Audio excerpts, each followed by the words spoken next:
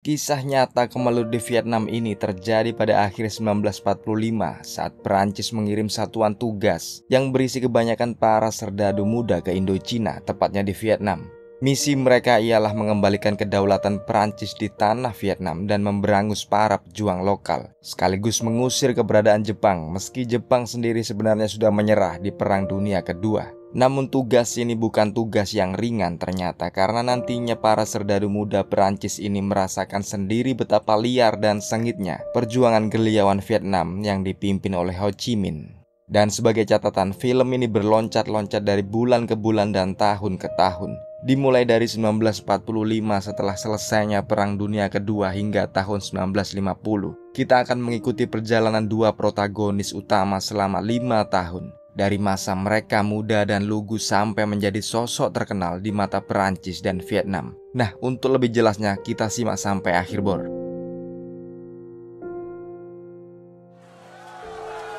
Di Saigon, November 1945, tentara Perancis sedang ramai bersepak bola dalam kemerihan di markas mereka. Dan setelah sepak bola ini selesai, Sersan Kariu bercakap dengan Kolonel Damien dan mengabarkan jika para serdadu baru sedang tinggi moralnya dan sudah siap untuk bertempur dengan Viet Minh atau orang Jepang.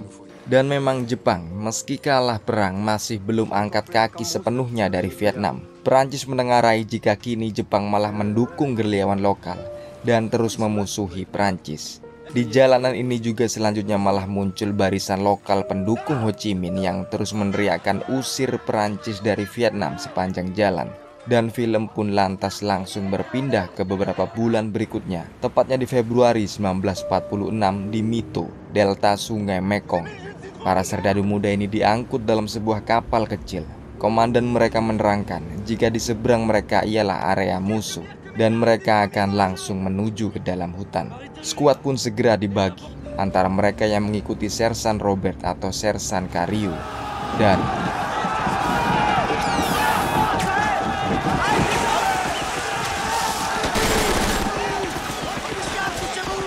pendaratan yang langsung disambut dengan api oleh pasukan Jepang. Tapi dengan perlahan, serdadu Perancis berhasil mempenetrasi masuk tanpa perlawanan yang berarti lagi. Sampai mereka pun masuk ke sebuah pemukiman dan mengorek info dari seorang penduduk sipil. Ternyata yang menembaki mereka di pantai bukanlah tentara Jepang. Malah Jepang kini sebenarnya sudah siap menyerah dan berada 6 km dari posisi mereka. Dan memang setelah menuju ke desa yang dimaksud, terdapat sebuah peleton tentara Jepang yang sudah tampak lusuh dan sakit-sakitan serta ingin menyerah pada Perancis. Sang komandan menitipkan anak buahnya agar diperlakukan baik-baik sebelum dirinya memutuskan untuk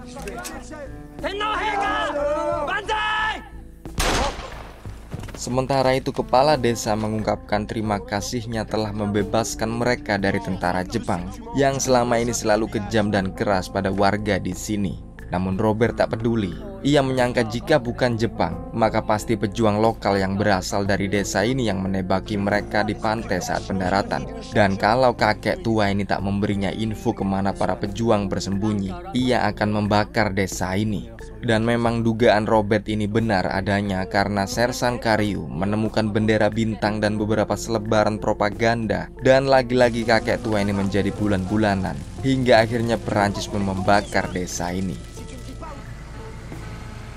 Beberapa jam kemudian, patroli mereka mengantarkan pada suatu tempat yang penuh dengan kepala manusia.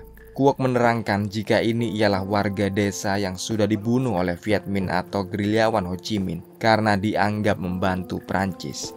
Tapi belum sempat menyisir lokasi baru ini sepenuhnya, tiba-tiba saja ranjau meledak. Langkah-langkah kini makin diatur hati-hati. Satu kawannya sudah remuk dan hilang nyawa akibat ranjau ini. Selanjutnya patroli ini tiba di sebuah sungai yang ramai dengan populasi lokal. Seperti biasa mereka menginterogasi dan mensurvei area sebelum menemukan satu perahu yang ingin kabur. Kariu pun langsung menghentikan perahu ini dan skuadnya memeriksa di dalam, lantas menemukan jika mereka ialah pemasok senjata gerilyawan Ho Chi Minh. Namun pada saat akan menangkap remaja tukang perahu ini, tembakan sudah berbunyi dari kejauhan. Sampai akhirnya seorang pria berhasil ditangkap. Kwok sebagai penerjemah terus menginterogasi remaja yang memang kedapatan membawa sebuah pistol ini. Dan setelah dihajar berkali-kali, ia pun mau berbicara asal talinya dibuka. Namun ketika lepas ikatan, ia memilih untuk menggigit lidahnya sendiri. Merasa tak mendapat apa-apa dari semua remaja yang ditangkap, para tawanan ini pun dieksekusi. Setelah ini film pun maju sekali lagi pada musim panas 1946 di Saigon. Malam hari dan Kairo sedang menghabiskan waktunya di sebuah warung untuk meminum bir. Dan setelah habis beberapa botol, ia pun mulai meracau tak karuan. Betapa ia seakan telah dibohongi oleh pemerintah Prancis tentang segala yang terjadi di perang Vietnam ini. Hingga akhirnya pun Kario bertemu dengan Bath dan Jax dan beberapa warga sipil yang terpandang. Ia pun mengungkapkan jika meski dirinya tentara, ia tak setuju dengan pandangan kolonialisme. Sikap menduduki negara orang lain dan lantas menganggap orang lokal seakan bangsa yang lebih rendah dan harus mengikuti peraturan para kolonis. Ini dianggap Sersan Kario sebagai kejahatan yang di luar nalar. Tapi sebaliknya sebagai tentara, ia pun merasa tak rela jika Perancis harus kehilangan Indochina dan khususnya Vietnam. Merasakan kegundahan prinsip yang ada di batin Kario ini, Jax dan Bath pun merayunya pelan-pelan untuk membelot dan membantu agar Vietnam bisa merdeka dari Prancis. Kario yang belum pengalaman ini pun terus dicekoki dengan doktrin-doktrin janggal yang berbeda dari pandangannya selama ini. Dan pamungkasnya, Jax memberi Kario biografi Ho Chi Minh agar Kario membacanya dan lebih mengerti tentang perjuangan sesungguhnya rakyat Vietnam.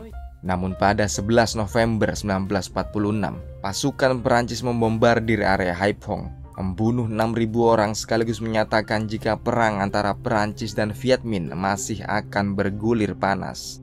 Kita pun berpindah lokasi di Hanoi pada bulan Januari 1947. Kompi Robert dan Kario masih terus berlatih, namun kali ini dengan nama baru yakni Komando Macan Hitam. Sebuah komando yang dipersiapkan Perancis untuk bertempur melawan Viet Minh dengan cara yang sama dengan Viet Minh, menggunakan taktik gerilya yang sama dan efisiensi tempur yang sama pula.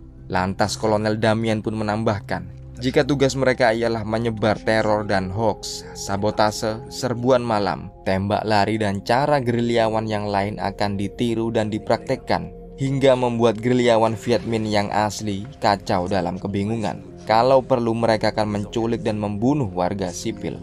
Hingga kita pun tiba di musim semi 1947 di area Tonkin. Komando Macan Hitam ini datang dan langsung melakukan aksinya di malam hari, mengintai sebuah pemukiman yang ditengarai sebagai camp Viet Minh dan menunggu saat yang tepat sampai pagi datang. Lalu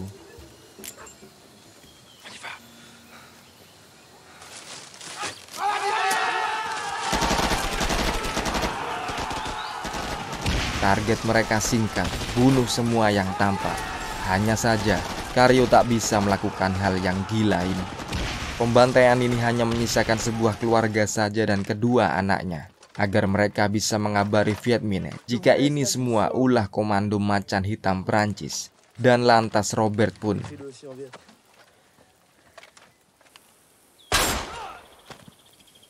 tanpa pulang ke markas, Komando Macan Hitam terus melanglang bumi Vietnam.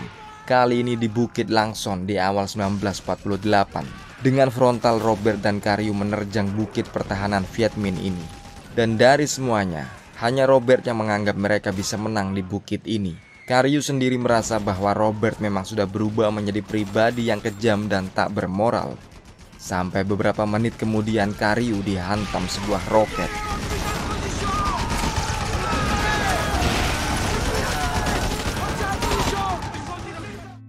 Film pun lantas maju lagi mengisahkan bagaimana Robert sedang mengurusi administrasi kematian Kario yang pada misi Bukit Langson ditengarai telah tewas meski tak ditemukan mayatnya.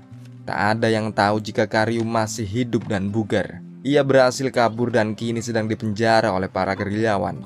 Dan anehnya sejauh ini ia diperlakukan cukup baik ketika Viet Minh mengetahui niatnya untuk membelot dan bergabung dengan gerilyawan. Meski masih mencurigai Kario, perwira Viet Minh ini pun memberi kesempatan kepadanya. Kario bebas menjelajahi desa dan berinteraksi dengan warga. Ia melihat sendiri bagaimana paham komunisme diajarkan sejak dini di sini, dan bagaimana mereka diajarkan bahwa Joseph Stalin ialah pemimpin komunis yang sangat hebat. Dan selebihnya kehadiran Karyu sendiri di sini berarti Viet Minh mendapatkan alat propaganda ideologi. Karyu secara tak sadar dan daripada harus terbunuh sia-sia, ia dipaksa dan dibentuk menjadi agen persebaran komunisme dan revolusi atas nama Ho Chi Minh. Tapi belum sempat ia merasa nyaman di sini, Perancis sudah mengirim maut dari langit.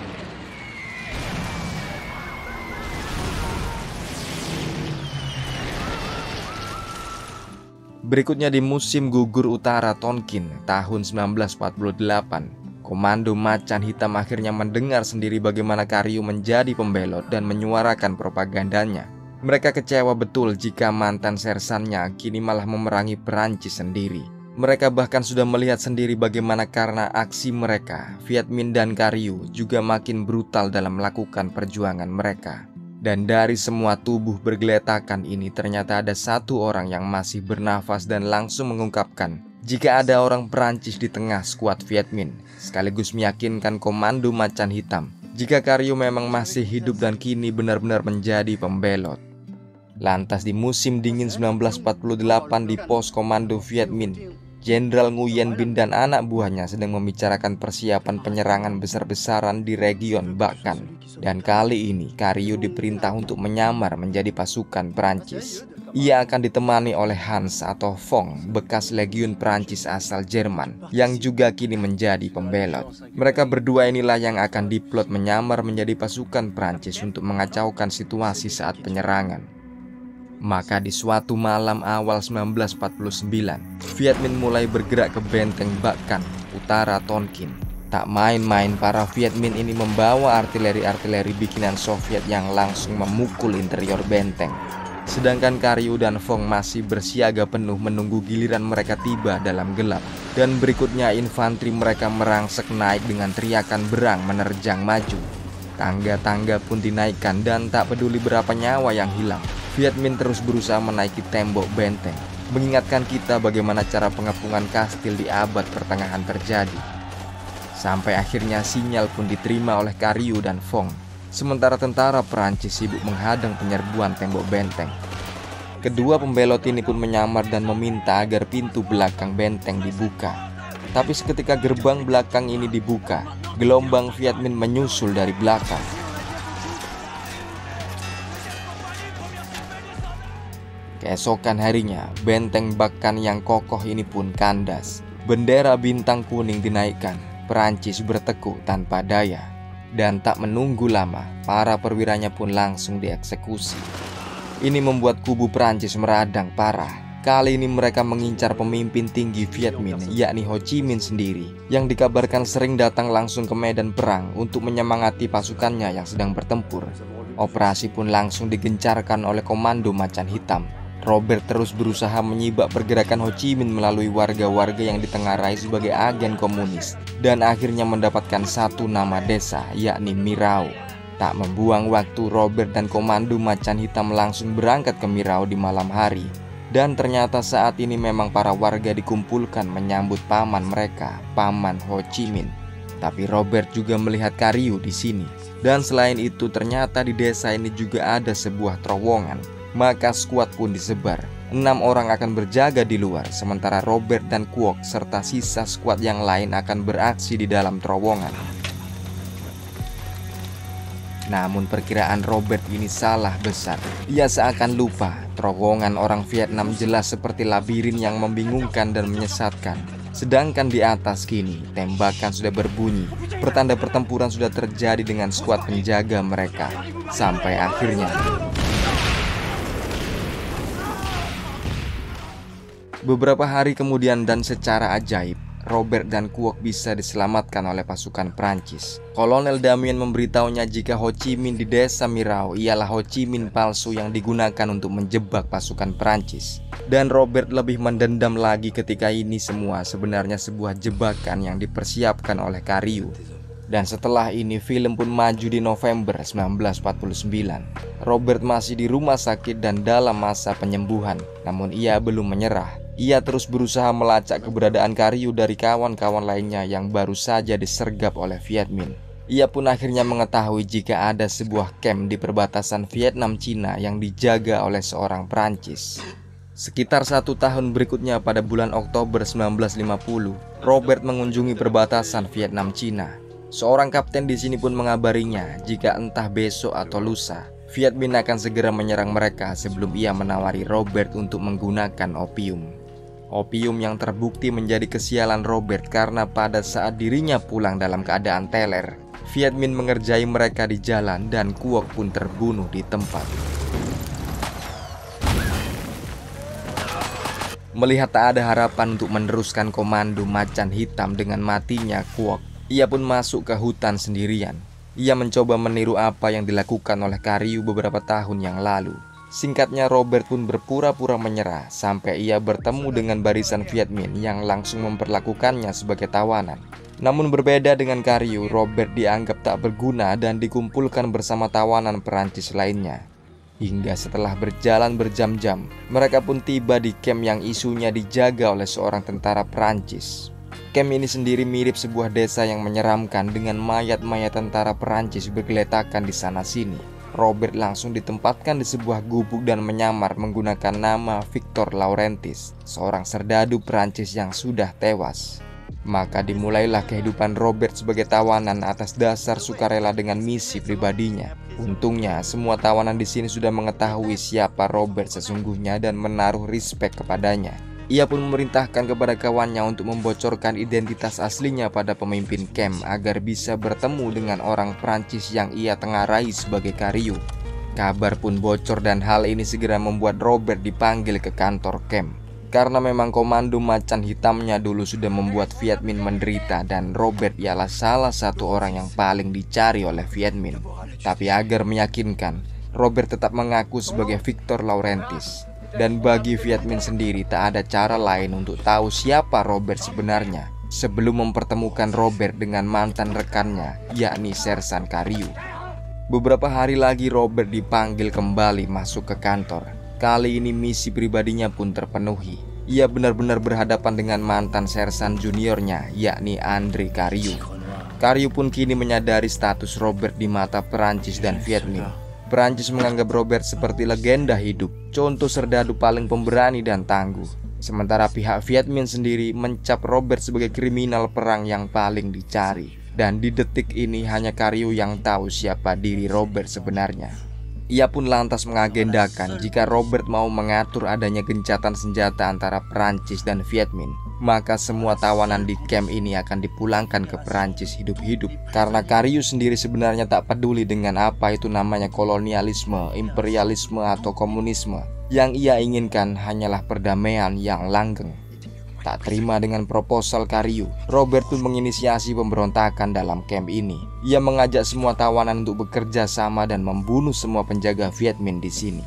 Maka tepat di keesokan harinya, para tawanan pun mencuri senjata. Sementara Robert berusaha mengalihkan perhatian Karyu.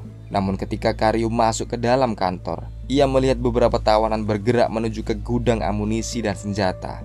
Ia pun langsung memerintahkan agar Robert segera diikat di kandang kerbau, dijauhkan dari tawanan yang lain dan sekaligus membuat pemberontakannya terancam gagal.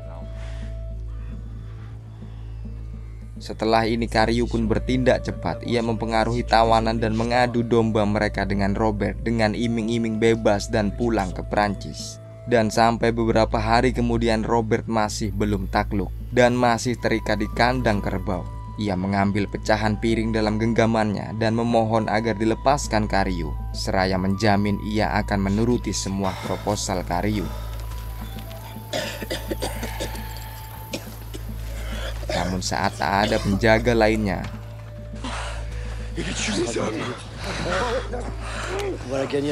dan demikianlah akhir konten kita kali ini. Satu ending yang cukup unik dan berbeda dari perang-perang Hollywood biasanya. Kita jumpa lain kali. Wassalamualaikum. Yuk, bye.